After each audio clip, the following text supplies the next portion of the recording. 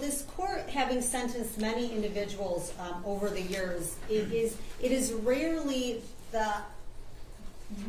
does the court see this level of depravity, this level of arrogance and greed, because that's what that was all based on. You could care less about a man's life in order for you to fulfill the fantasy of the life that you wanted. The white picket fence, the house. His life meant nothing to you. The idea that there is such a loss of humanity in your actions. You go to his home the evening before. He looks at you eye to eye, and he's kind. Most people would not be kind at 10 o'clock in the evening. That doesn't stop you. That just alters your plan to go back the next day. And you go back the next day with the intent to deceive and invade. And every single step you could have taken to change that at that point, when you walked in that house, every step on your way to that basement, on your way down with him, you could have said, okay, enough is enough. It's gone too far. But you couldn't, because it's a cowardice act, because that's exactly what you are. It is pathetic. Your actions are absolutely pathetic. You thought you came up with this brilliant plan. You boasted about it in messages, that you had it all figured out. There's signs, there's timing. You got it all figured out.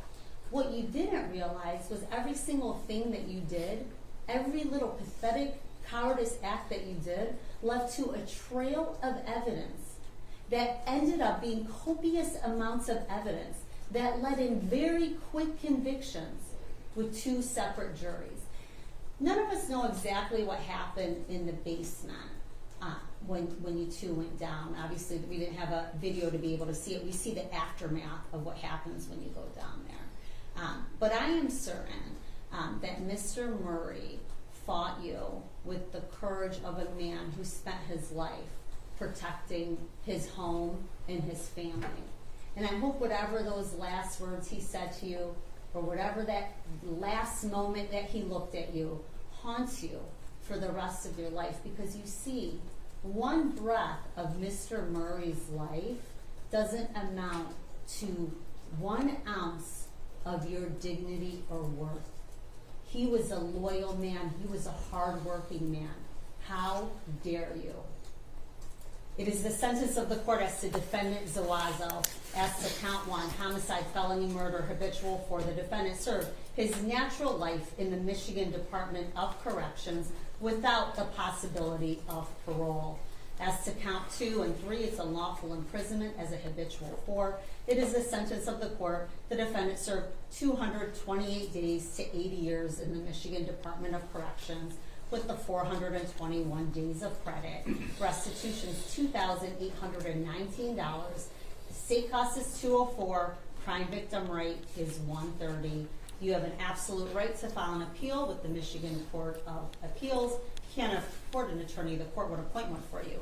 You have 42 days to make that request. As to Judge, may I interject? Sure. You indicated 228 days. 228 months. That's what I thought. Thank you. Thank you. As to defendant Hernandez, this is case number 2024-291945. As to count 1, it is the sentence of the court. The defendant served his natural life in the Michigan Department of Corrections without the possibility of parole. As to counts 2 and 3, it is the sentence of the court. The defendant served 228 months to 80 years in the Michigan Department of Corrections. He'll receive his 423 days of credit. It's $28.19 for restitution, $204 for state costs. Crime victim rate is $130. And I didn't say this, I know Mr. Zuazo was removed. It's no contact whatsoever, directly or indirectly, with Linda Murray and or the Murray family.